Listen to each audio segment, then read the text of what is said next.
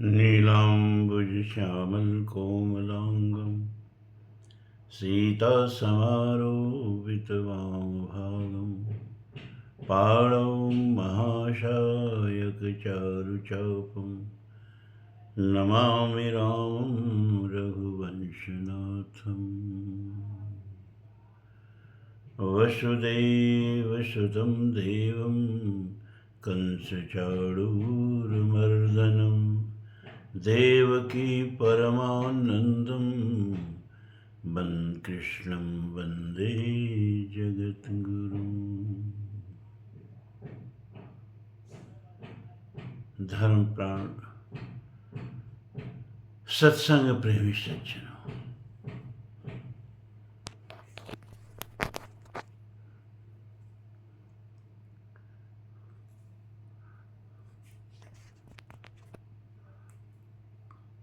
आज थोड़ा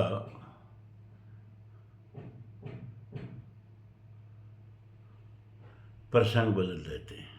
आज भर कभी कभी थोड़ा परिवर्तन हो जाए, फिर तो रोज वो अध्यात्म चलेगा, गीता चलेगी, कल से चलेगी। आज थोड़ा आपको ले चलते हैं राम कथा में।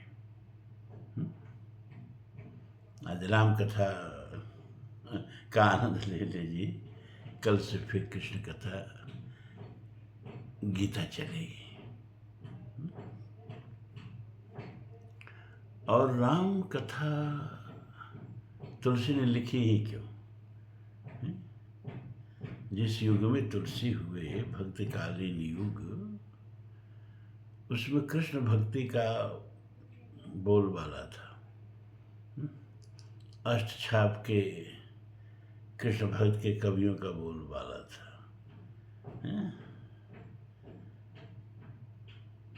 उस कृष्ण भक्ति के ज्वार में ही तुलसी ने राम भक्ति को पकड़ा,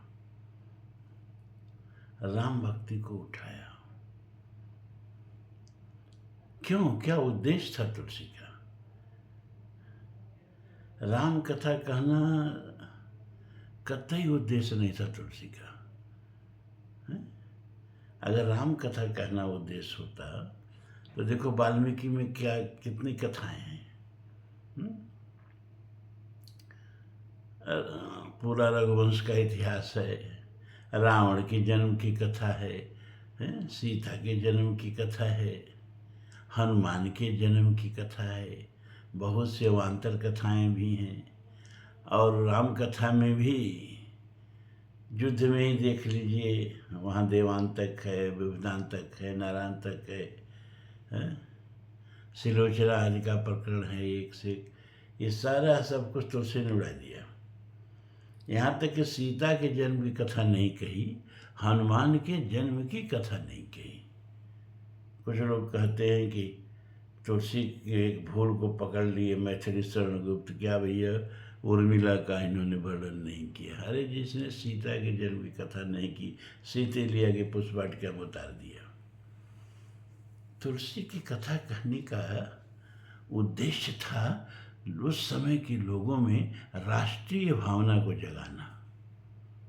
थोड़ा ध्यान से सजग होकर मेरी बात सुनिएगा। राष्ट्रीय भावना को जगाना।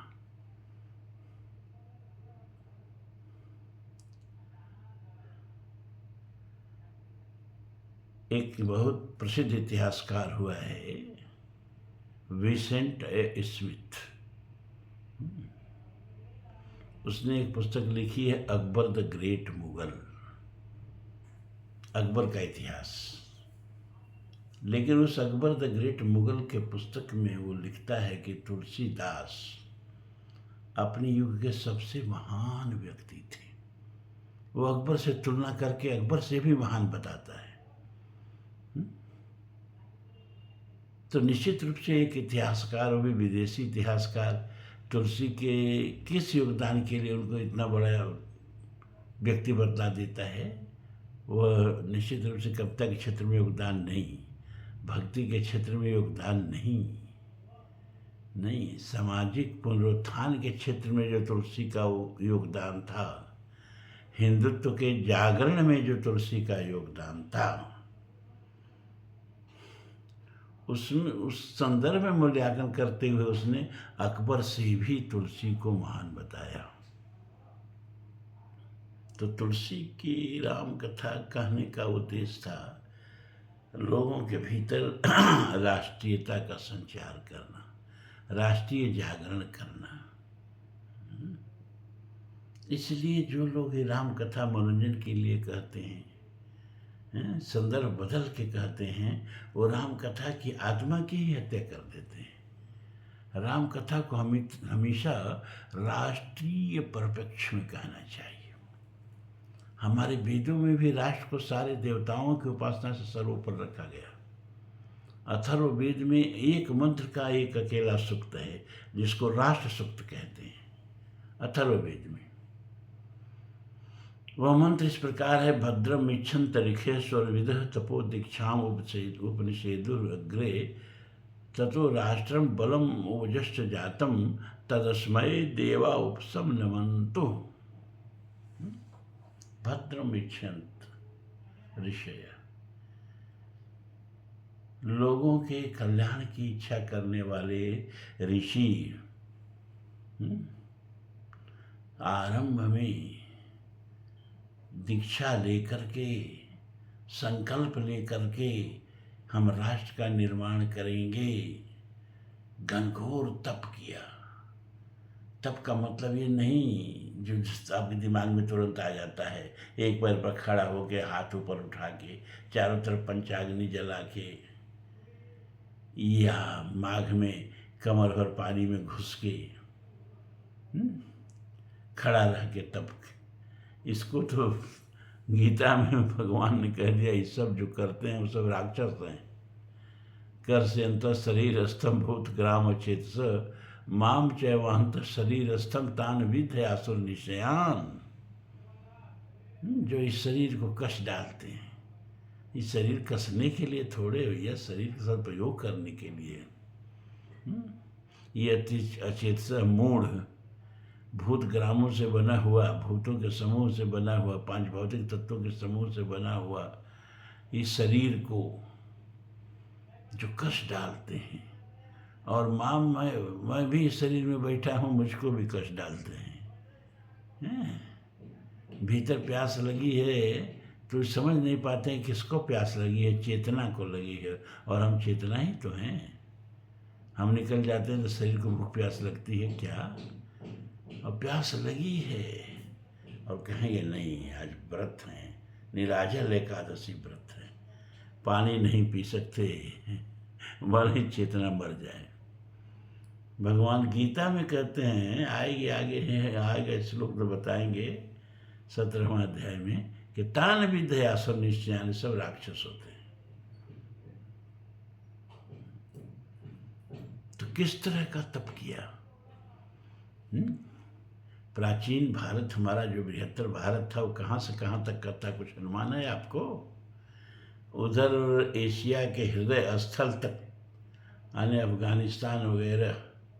अभी सुबुक्तगीन के आक्रमण के समय अफगानिस्तान का नाम ब्राह्मणवाद था। दाहिर वहाँ का अंतिम ब्राह्मण राजा था। इधर सिंध प्रांत जो आज पाकिस्तान हो गया है, और आर्यान जो आज ईरान हो गया है। इधर जावा, सुमात्रा, बाली, बोर्नियो,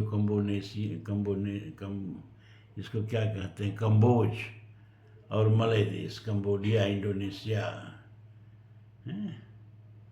थाईलैंड, ये सब जो है, थाईलैंड को श्याम देश कहते थे, कंबोडिया को कम्बोज देश कहते थे। ये सब भारत था। इतनी दूर तक हमारे ऋषियों ने अपने भारतीय संस्कृति के रंग में, वैदिक संस्कृति के रंग में, इतनी विशाल भूखंड को रंग करके और लोगों को एक विचारधारा, एक मान्यता के सूत्र में पिरो दिया था। ये था बृहत्तर भारत, जो हमारे ऋषियों के तप से निर्मित हुआ, परिश्रम से निर्मित हुआ। और इस निर्माण में 2 चीज़ें बहुत सहायक हुई उनकी। एक गंगा, मैंने गंगा पुराण में इसको दिखाया है, जो गंगा पुराण हमने लिखा है, और दूसरा गौ। इसको हमने वैदिक वाङ्मय में गौ वाला जो ग्रंथ है उसमें इसको दिखाया है।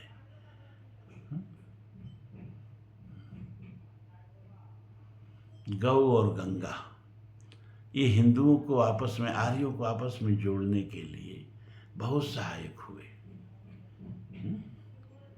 और सुदूर जावा में, सुमात्रा में, बाली में, कंबोज देश में, श्याम देश में भी हिंदू घर के ताखे पर शीशी में गंगा जल रखता था, कि मरते समय अगर इस मृतक के होठों पर इसको टपका दिया जाए, गंगा जल मुंह में डाल दिया जाए तो इसकी मुक्ति हो जाएगी। और गौ को माता मानना, ये गौ ही है जो मरने के बाद उसके नाम से गोदान दिया जाए तो उसका पूंछ पकड़ करके जो मृतक है वो बैतरणी पार कर लेता है। इस तरह के मान्यताओं से इतना बड़ा एक सांस्कृतिक राष्ट्र हमारे ऋषियों ने तैयार कर दिया।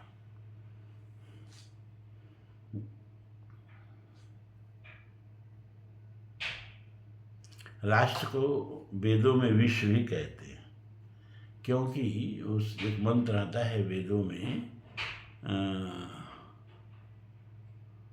दंडा वेद गो अजनास आसन पर छिन्ना भरता अर्वकाश अभवच्च पुर एता वशिष्ठ ततो दित्सूनाम विष अप्रथंत।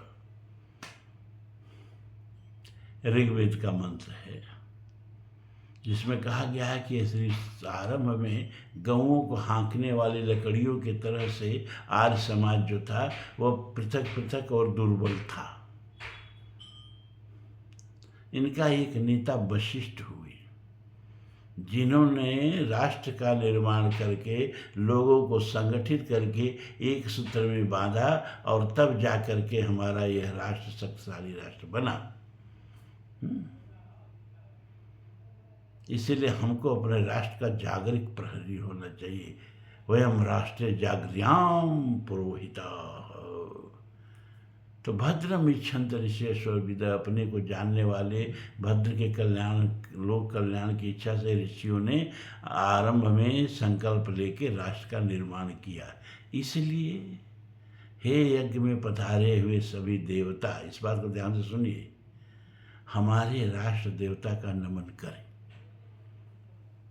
राष्ट्र देवता को सबसे ऊपर कर दिया। क्यों? अच्छा भाई, अगर राष्ट्र सुरक्षित है तो आपका राम मंदिर भी सुरक्षित है, आपका केशवदास का मंदिर भी सुरक्षित है, आपका वाराणसी के भगवान शिव का भी मंदिर सुरक्षित है, और राष्ट्र की गोदी में जितने भी आपके मंदिर हैं सब सुरक्षित हैं। आप सुरक्षित हैं, आपकी बहु बेटियाँ सुरक्षित हैं। ये तभी तक सुरक्षित है जब आपका राष्ट्र सुरक्षित है। और जिस दिन आपकी राष्ट्र शक्ति कमजोर हुई, सोमनाथ का मंदिर टूटा, वाराणसी में भगवान विश्वनाथ का मंदिर टूटा, मथुरा में केशव देव का मंदिर टूटा, अयोध्या में राम का मंदिर टूटा, जाने कितने उत्तर भारत के सभी मंदिर ध्वस्त हो गए। राष्ट्र शक्ति हमारी कमजोर हो गई। तो राष्ट्र शक्ति के जागरण के लिए तुलसी ने राम कथा लिखी। और राम कथा का नींव क्या है, आधार क्या है? सुनते आए होंगे आपकी दो वन उस समय विशाल विशाल थे, नैमिषारण्य और दंडकारण्य। और इन दोनों वनों में रावण ने अपनी सैनिक छावनियाँ बना रखी थी, और दोनों जगह 14,000 राक्षसों की सेना रखी थी। और एक जगह का नेतृत्व उसने ताड़का को दिया था, और उसको सुबाह और मारी जैसा सहायक दिया था। और दूसरे जगह का नेतृत्व शूर्पणखा को दिया था, और उसके मारीच और क्षमा करें, खर और दूषण जैसा सहायक दिया था। और इनका उद्देश्य क्या था, इनका काम क्या था? तो आइए राम कथा के जड़ में ले चलते हैं आपको। रावण ने देवलोक जीता, यक्षलोक जीता, किन्नर लोक जीता, गंधर्व लोक जीता। रामायण में ही लिखा है, भुजबल विश्ववत्स करी राक्षसी कौन स्वतंत्र, अमंडलीक मणि रावण राज करई निज तंत्र। लगभग समझी पृथ्वी जीत लिया, स्वर्ग लोक भी जीत लिया, देवताओं का लोक भी जीत लिया, लेकिन आर्यावर्त को नहीं जीत पाया। आर्यावर्त को जीतने के लिए निरंतर संघर्षरत रहा, लेकिन हारता रहा। तो उसने अपने मंत्रियों की सभा बुलाई और कही, अरे भाई, ये आर्यावर्त को कैसे जीता जाए, तो पराजय होते जा रहे हैं। तो उनके मंत्रियों ने कहा, महाराज, ये आर्यावर्त जो है ना, इसकी शक्ति जो है इसके धर्म में है, और जब तक इसका धर्म भ्रष्ट नहीं होगा, आर्यावर्त को जीता नहीं जा सकता। ये तो धर्म ततो जय।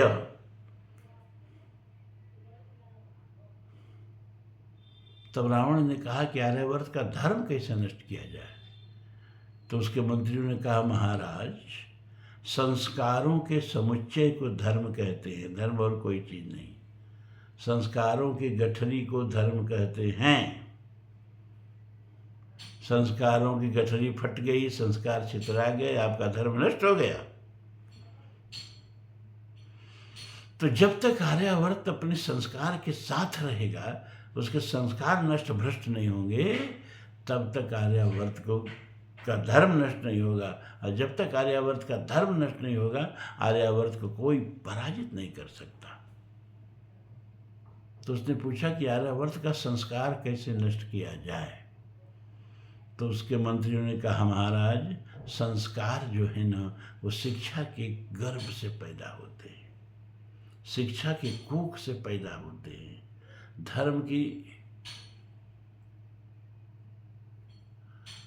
धर्म की जननी है संस्कार, और संस्कार की जननी है शिक्षा। जैसी शिक्षा होगी वैसा ही संस्कार होगा समाज का, और जैसा संस्कार होगा वैसा ही धर्म होगा। तो आर्यावर्त की अगर शिक्षा को नष्ट नहीं किया गया, तो आर्यावर्त कभी पराजित नहीं होगा। तो आर्यावर्त की शिक्षा को कैसे नष्ट किया जाए। उसने कहा, महाराज,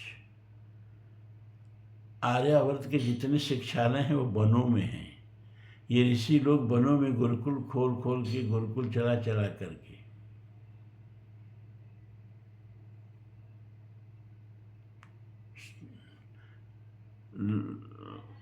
स्नातक पैदा करते हैं, रामकृष्ण पैदा करते हैं, भरत नचिकेता पैदा करते हैं, ध्रुव प्रहलाद पैदा करते हैं।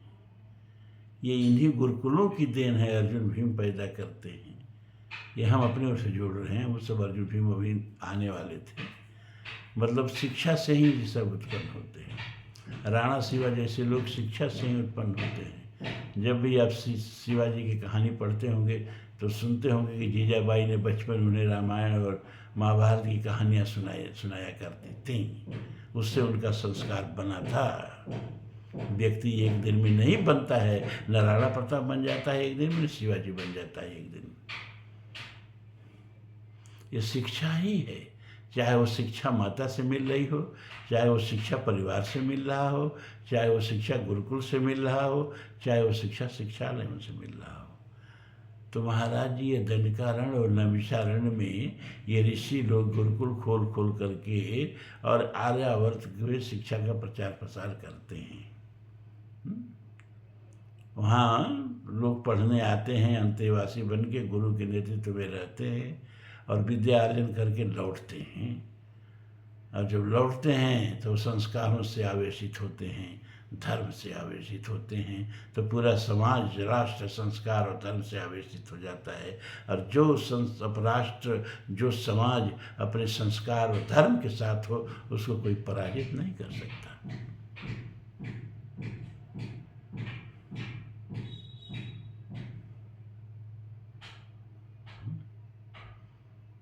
तो आर्यावर्त की शिक्षा को नष्ट करने के लिए, शिक्षा प्रणाली को नष्ट करने के लिए रावण ने दंडकारण्य में और नैमिषारण्य में ये दोनों सैनिक छावनियाँ स्थापित की थी और आदेश दिया था क्या कि सारे शिक्षा प्रणाली को आर्यावर्त के नष्ट कर दिया जाए। धर्म के जो आधारभूत तत्व हैं, यही यही देश धेनु दुज पावहीं, नगर गाँव पूरे आग लगावहीं। ते बहुविध त्रासहीं, देश निकासें, जो कह वेद पुराणा।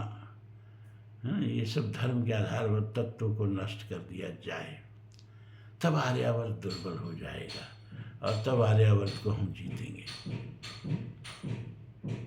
और फिर वो रघुवंश में कथा आती है कि सोचा कि चलो द्वंद्व युद्ध में तो इस धरती पर हमसे कोई लड़ नहीं सकता, प्रतिभट खोजत कतहु न पावा। कोई उसके समान प्रतिद्वंदी बचे ही नहीं था।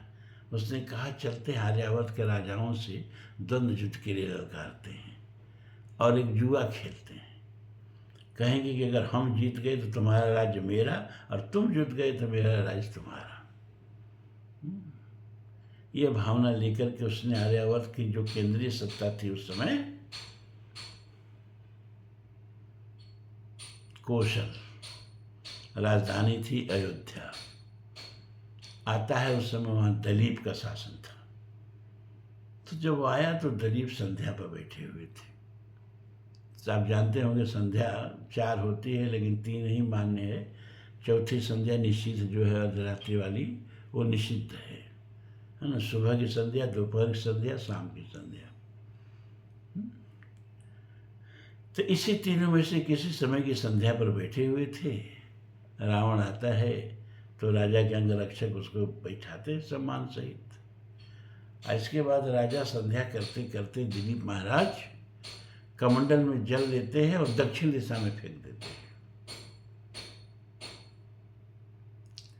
रावण ने कहा कि अब इनसे युद्ध बाद में होगा, शास्त्रार्थ पहले होगा। तो जब दिलीप महाराज संध्या करके उत्थित होते हैं, उठते हैं, तो देखते हैं कि दशकंधर बैठा है। उन्होंने कहा अरे भाई रावण कैसे चले, क्या उद्देश्य है, तुम्हारा स्वागत है। उसने कहा मैं चला तो था आपसे द्वंद्व युद्ध की आचरण करने, कि मैं जीत गया तो आपका कौशल राज्य मेरा, और आप जीत गए तो लंका आपकी। लेकिन अब द्वंद्व युद्ध बाद में होगा, पहले आपसे शास्त्रार्थ होगा।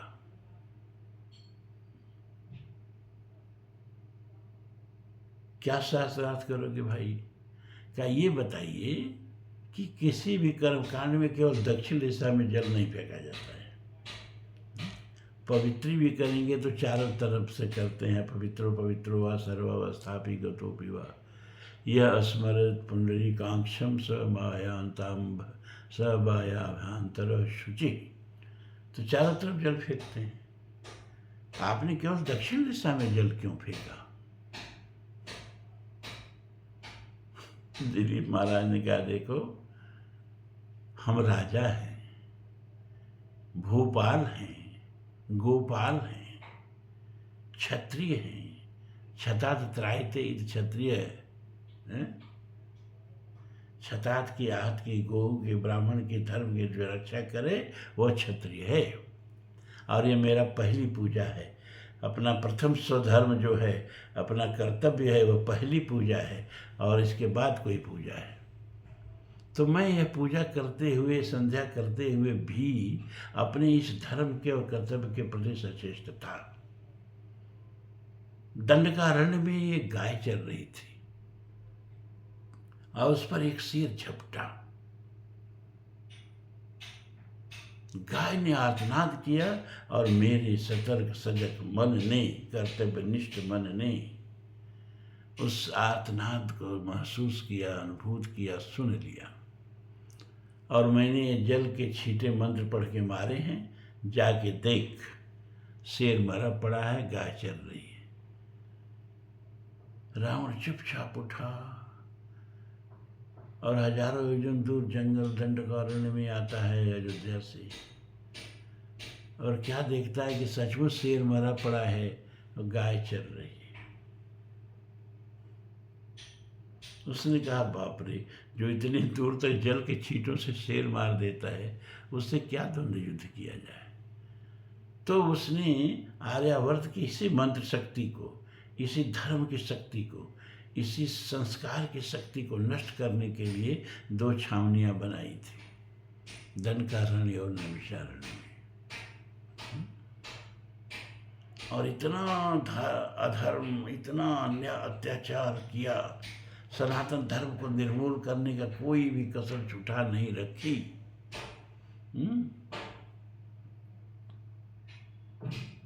तो उसे लिखते हैं कि अतिशय देख धर्म की ग्लानि धर्म मर ही नहीं गया, मर के गलने लगा। और इधर जो धर्म के रक्षक थे, उस समय अयोध्या में राज कर रहे थे महाराज दशरथ जी, जो देवासुर संग्राम में भाग लेते थे। देवासुर संग्राम में भाग लेके संबर असुर तक का वध करते थे। अब वो चौथे पल में बुढ़ापा में 4 पुत्र पा गए, बस दुर्ग के सारे फाटक बंद करके और भीतर अपना पुत्र मोह में फंस गए, धर्म की रक्षा से विरत हो गए। और धर्म की रक्षा के लिए जो अवतार लिए थे भगवान राम, वो अपना उस दशरथ जी के आंगन में बाल लीला कर रहे थे। तुलसी लिखते हैं कि रूप रास नृप अजिर बिहारी, और नाचे निज प्रतिबिंब निहारी। दशरथ जी ताली बजा रहे थे, वो नाच रहे थे, और बाहर धर्म गल रहा था। यज्ञ की ज्वालाएं बुझा दी गई थी, ऋषियों की हड्डियों का पहाड़ लग गया था, है ना। गौएं और सारे धर्म ग्रंथ नष्ट किए जा रहे थे। दूसरी तरफ दशरथ जी थे और जनक जी थे, वो भी अपने किले का फाटक बंद करके याज्ञवल्क्य हैं तो मैत्रेयी हैं तो गार्गी हैं तो कौन है तो कौन है, और शास्त्रार्थ हुआ करते थे। निर्गुण है कि ब्रह्म निर्गुण है कि सगुण है, साकार हैं कि निराकार हैं, द्वैत है कि अद्वैत है कि विशिष्टाद्वैत है, सत्य क्या है। और बाहर जो था वो धर्म निर्मूल हो रहा था। जे विध हो ही धर्म निर्मूला, असो सब करहि बीद प्रतिकूला। धर्म निर्मूल हो रहा था। तो एक ऋषि जिसके मन में चिंता जगी कि कैसे धर्म को बचाया जाए, वो ऋषि कौन थे? विश्वामित्र। गारि तनय मन चिंता व्यापी, हर बिनु मरहि न निश्चर पापी।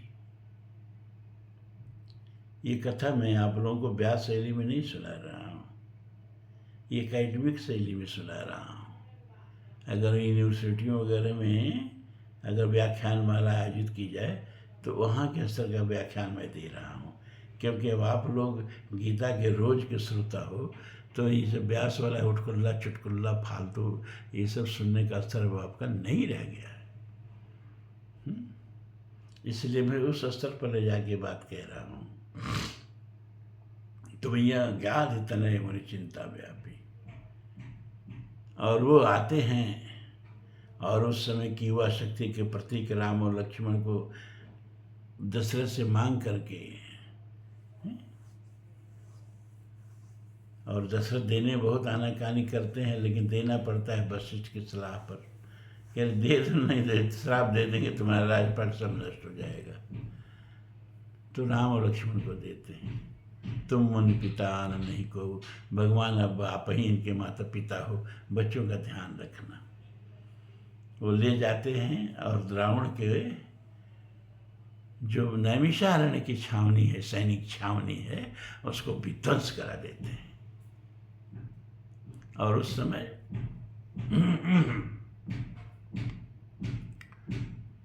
जनक जी और दशरथ जी में इतना विरोध था, वह विरोध की कथा बहुत वेदों में भी है, लेकिन अब यहाँ कहने पर समय बचेगा नहीं कुछ और कहने का, समय तो वही खत्म हो गया।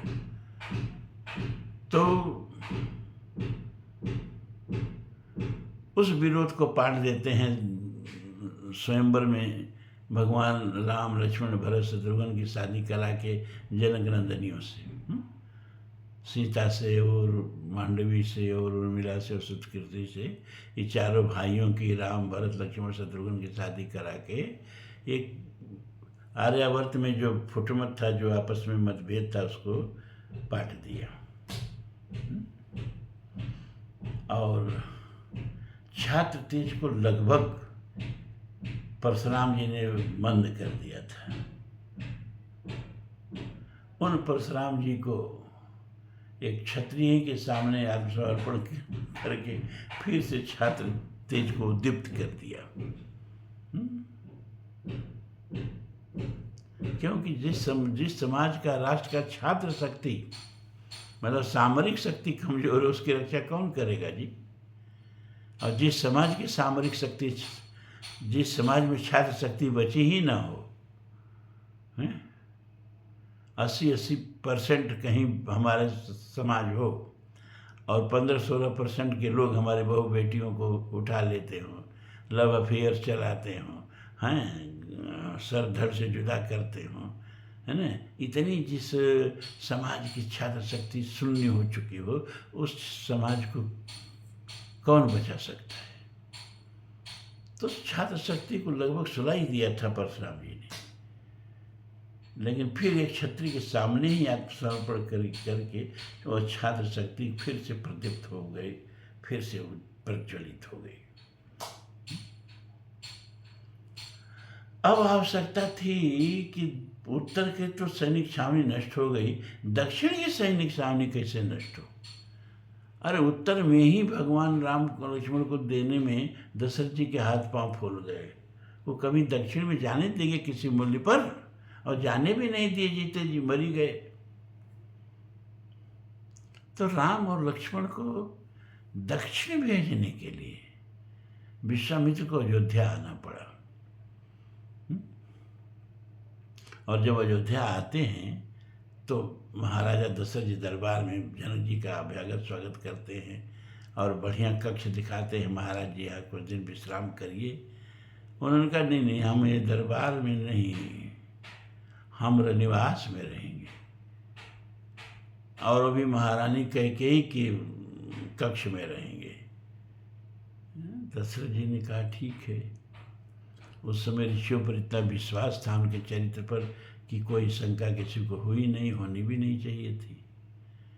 तो दशरथ जी ने जनक जी को कैकेयी के भवन में एक कक्ष में ठहरा दिया, तिथि बना के। तुलसी इसको लिखते हैं बालकांड के अंत में कि भीतर भवन दीन बर वासु, मन जोगवत रह नृप निवासु। भीतर भवन दीन, भीतर भवन माने अंतःपुर, बरवासु माने श्रेष्ठ वास। अंतःपुर का श्रेष्ठ वास कौन था? कि जहाँ राजा रोज रात बिताने के लिए जाते थे। कहाँ रोज राजा रात बिताने के लिए जाते थे? जबकि दशरथ जी की 3 पटरानियाँ और 365 रानियाँ वाल्मीकि रामायण में दिया थी। लेकिन दशरथ जी रात बिताने कहाँ जाते थे? कैकेयी के यहाँ जाते थे। तो कैकेयी का भवन ही सबसे श्रेष्ठ अंतःपुर का भवन था। और भीतर भवन दीन बलवासु, उस अंतःपुर में विश्वामित्र को ठहराया राजा दशरथ ने। क्यों? क्योंकि विश्वामित्र को जिसकी तलाश थी, वह तलाश कैकेयी में ही उस समय पूरी होने वाली थी पूरे विश्व में।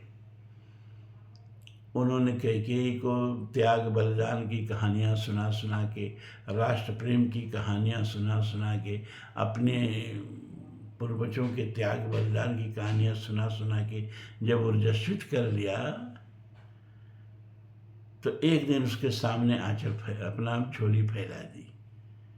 बेटी, मैं एक राष्ट्र रक्षा यज्ञ करना चाहता हूँ, मैं एक धर्म रक्षा यज्ञ करना चाहता हूँ, मैं एक संस्कृति की रक्षा का यज्ञ करना चाहता हूँ, और मैं चाहता हूँ कि इस यज्ञ का यजमान तुम बनो, मुख्य यजमान तुम बनो। कई महाराज राष्ट्र रक्षा के लिए, धर्म की रक्षा के लिए, संस्कृति की रक्षा के लिए कोई ऐसे त्याग नहीं है जो मैं ये भरत की माता न कर सके। चलिए, मैं तैयार हो गई मुख्य यजमान बनने के लिए। लेकिन विश्वामित्र ने कहा, बेटी ये 51,000 रुपये वाला मुख्य यजमानी नहीं है।